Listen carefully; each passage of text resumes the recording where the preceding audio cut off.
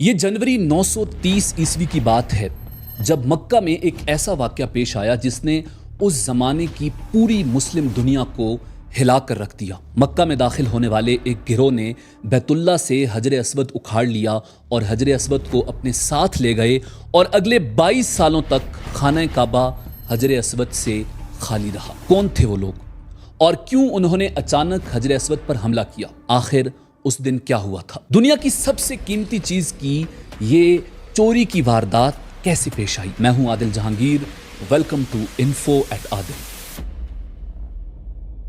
حجر اسود وہ مقدس پتھر ہے جسے بوسہ دینا ہر مسلمان کی خواہش ہوتی ہے، کیونکہ اسے رسول اللہ صلی اللہ علیہ وآلہ وسلم نے بوسہ دیا تھا۔ یہ عربی کے 2 الفاظ کا مجموعہ ہے۔ حجر عربی میں پتھر کو کہتے ہیں اور اسود سیاہ اور کالے رنگ کے لیے بولا جاتا ہے۔ سرخی اور سیاہی مائل زرد رنگ کے اس بیضوی پتھر کا قطر تقریباً 30 سینٹی میٹر ہے اور یہ کعبہ کے جنوب مشرقی کونے پر دیوار کے ساتھ زمین سے کوئی 5 فٹ کی بلندی پر نصب ہے۔ اس وقت یہ 3 بڑے اور مختلف شکلوں کے کئی چھوٹے چھوٹے ٹکڑوں پر مشتمل ہے۔ یہ ٹکڑے اندازاً 2.5 فٹ قطر کے دائرے میں جڑے ہوئے ہیں، جن کے گرد چاندی کا گول چکر بنا ہوا ہے۔ جو مسلمان حج یا عمرہ کرنے جاتے ہیں ان کے لیے لازم ہے کہ طواف کرتے ہوئے ہر بار حجر اسود کو بوسہ دیں یا دور سے ہاتھ کے اشارے سے ہاتھ بلند کرتے ہوئے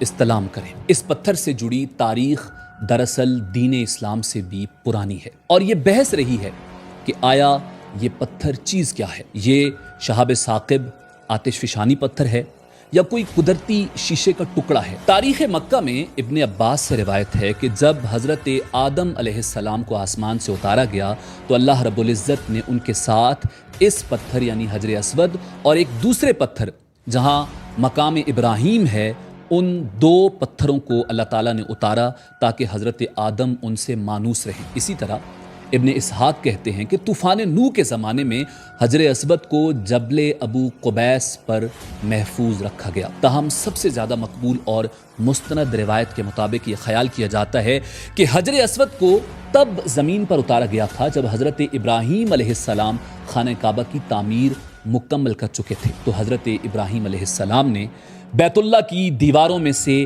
ایک دیوار میں خالی جگہ دیکھی اور حضرت ابراہیم علیہ السلام نے اپنے بیٹے حضرت اسماعیل علیہ السلام سے کہا کہ وہ ایک چٹان تلاش کریں جو خانہ کعبہ کی دیوار میں خالی جگہ پر فٹ ہو۔ حضرت اسماعیل علیہ السلام نے ایک ایسے پتھر کی تلاش کی جو خانہ کعبہ کی دیوار میں خالی جگہ کو بالکل پر کر دے، لیکن مکہ کے ارد گرد ان کو کوئی ایسا پتھر نہ ملا جو کعبہ کی اس دیوار میں فٹ آ سکے۔ کعبہ کی طرف واپسی پر یہ دیکھ کر وہ حیران رہ گئے کہ دیوار کی خلا میں ایک شاندار پتھر پہلے سے نصب تھا۔ والد سے پوچھنے پر معلوم ہوا کہ یہ آسمانی پتھر حضرت ابراہیم علیہ السلام کے پاس اللہ رب العزت کے فرشتے حضرت جبریل علیہ السلام لے کر آئے ہیں۔ یہ بات یقیناً آپ کے لیے حیران کن ہوگی کہ حجر اسود جس رنگ کا اب ہے یہ پہلے اس رنگ کا نہیں تھا، یہ بالکل سفید رنگ کا تھا۔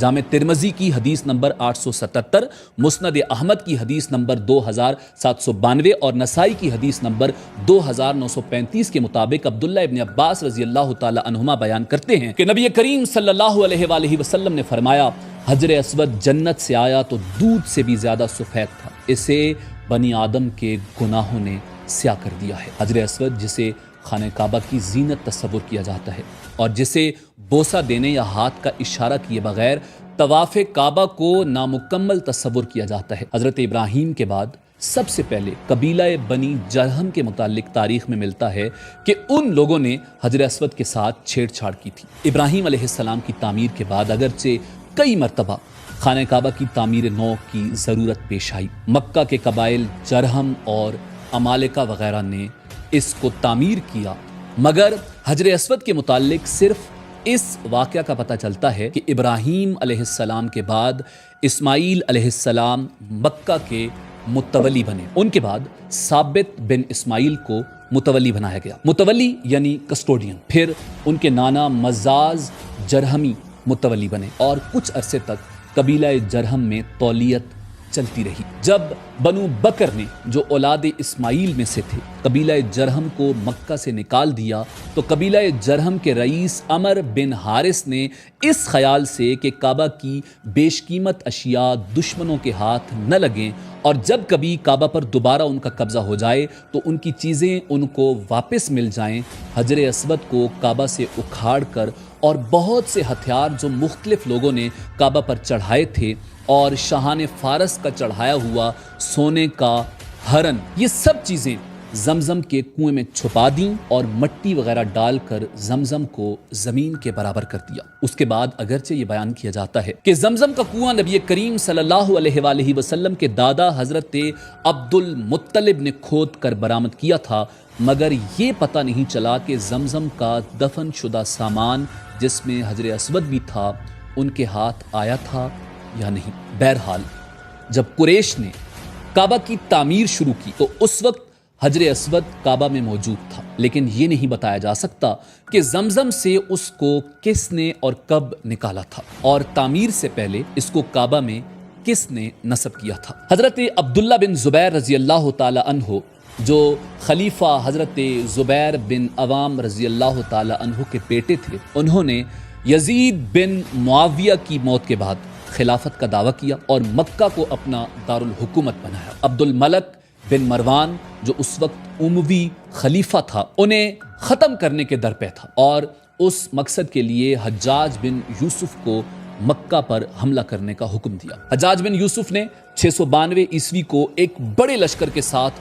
مکہ کا محاصرہ کر لیا اور شہر پر شدید بمباری کی۔ اس نے منجنیقوں کے ذریعے بیت اللہ پر حملہ کیا جس سے کعبہ کی دیواروں کو نقصان پہنچا۔ اس حملے میں کئی صحابہ اکرام رضوان اللہ تعالی علیہم اجمعین اور تابعین شہید ہو گئے۔ حجاج بن یوسف کی فوج نے کعبہ پر منجنیقوں سے پتھر برسائے اور پھر آگ لگا دی معاذ اللہ، جس سے نہ صرف غلاف کعبہ کو آگ لگ گئی بلکہ خانہ کعبہ کی دیواروں کو بھی نقصان پہنچا اور منجنیق کا پتھر لگنے سے حجر اسود کے 3 ٹکڑے ہو گئے۔ 7 ذی الحج سن 317 ہجری کو بحرین کے حاکم ابو طاہر سلیمان کرامتی نے مکہ پر قبضہ کر لیا۔ خوف و ہراس کا یہ عالم تھا کہ اس سال حج بھی نہ ہو سکا، کوئی بھی شخص عرفات نہ جا سکا۔ یہ اسلام میں پہلا موقع تھا جب حج بیت اللہ موقوف ہو گیا۔ ابو طاہر کرامتی نے حجر اسود کو خانہ کعبہ سے نکالا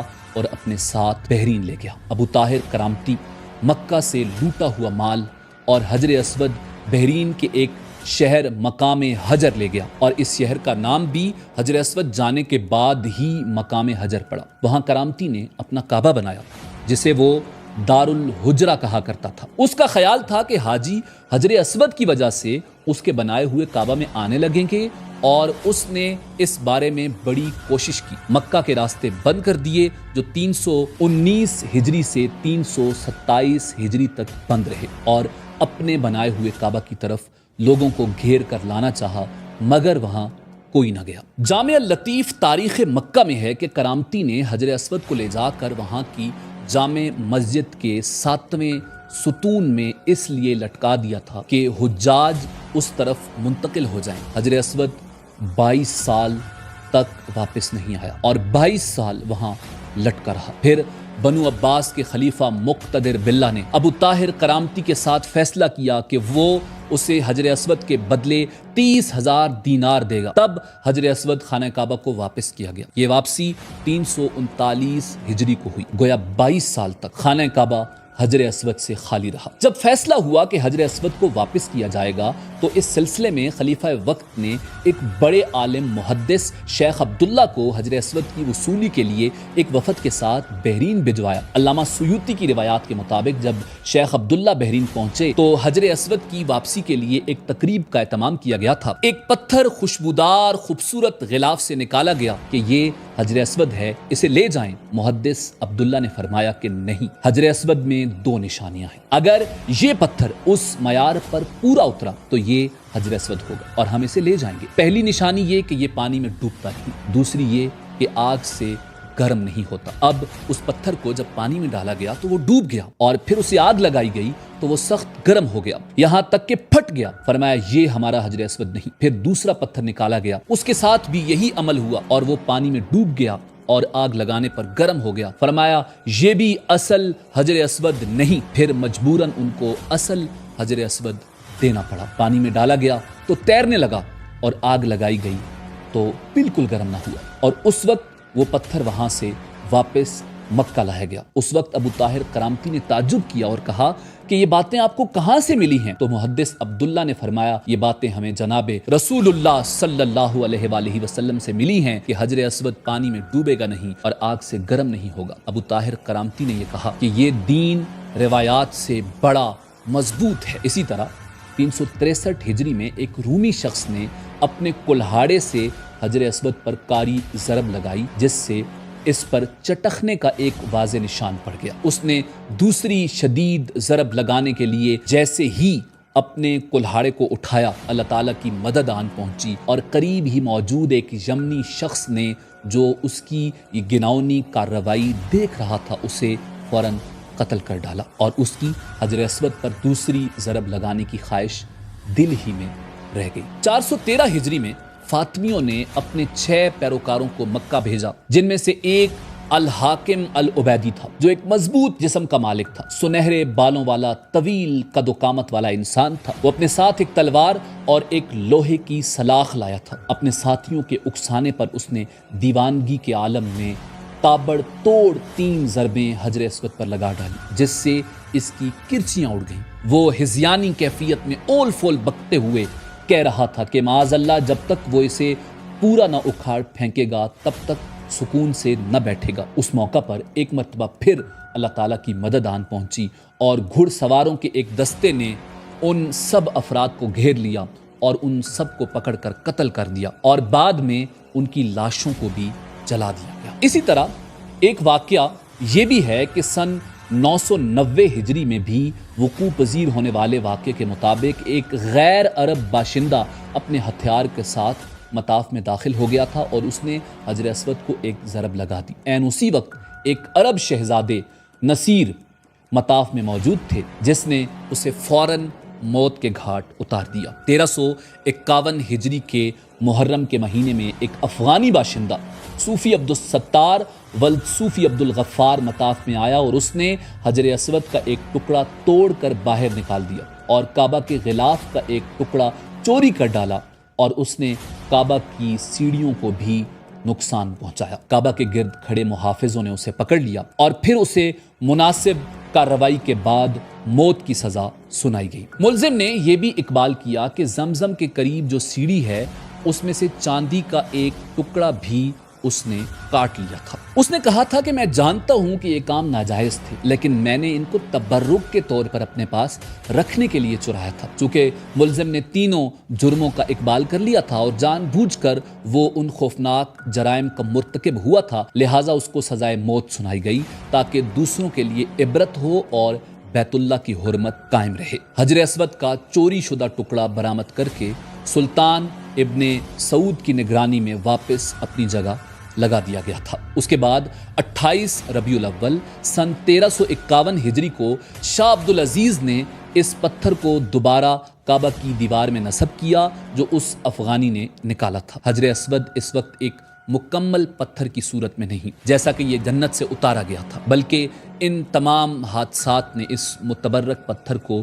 جس کو بوسہ دینے کے لیے اہل ایمان کے دل ہر وقت بے چین رہتے ہیں، 8 ٹکڑوں میں تبدیل کر دیا ہے۔ روایات کے مطابق سن 606 عیسوی میں جب رسول اللہ صلی اللہ علیہ وآلہ وسلم کی عمر مبارک 35 سال تھی، سیلاب نے کعبہ کی عمارت کو سخت نقصان پہنچایا اور قریش نے اس کی دوبارہ تعمیر کی، لیکن جب حجر اسود رکھنے کا مسئلہ آیا تو قبائل میں جھگڑا ہو گیا۔ ہر قبیلے کی یہ خواہش تھی کہ یہ سعادت اسے ہی نصیب ہو۔ رسول اللہ صلی اللہ علیہ وآلہ وسلم نے اس جھگڑے کو طے کرنے کے لیے یہ طریقہ اختیار کیا تھا کہ حجر اسود کو ایک چادر میں رکھا اور تمام سرداران قبائل سے کہا کہ وہ چادر کے کونے پکڑ کر اٹھائیں۔ جب سب نے مل کر چادر کو اٹھایا اور اس مقام پر پہنچے جہاں اس کو رکھا جانا تھا تو آپ نے اپنے دست مبارک سے اس کو دیوار کعبہ میں نصب کر دیا۔ سب سے پہلے حضرت عبداللہ بن زبیر رضی اللہ تعالی عنہ نے حجر اسود پر چاندی چڑھوائی۔ 1268 عیسوی میں ترک سلطان عبد الحمید نے حجر اسود پر سونے کا کور بنوایا۔ اسی طرح 1281 میں سلطان عبدالعزیز نے اسے دوبارہ چاندی میں تبدیل کر دیا۔ ناظرین، امید ہے کہ آپ کو ہماری یہ ویڈیو پسند آئی ہوگی۔ ملتے ہیں بہت جلد ایک نئی تاریخی، تحقیقی اور معلوماتی ویڈیو کے ساتھ۔ دیکھتے رہیے info@adil۔ اللہ رب العزت آپ کا حامی و ناصر ہو۔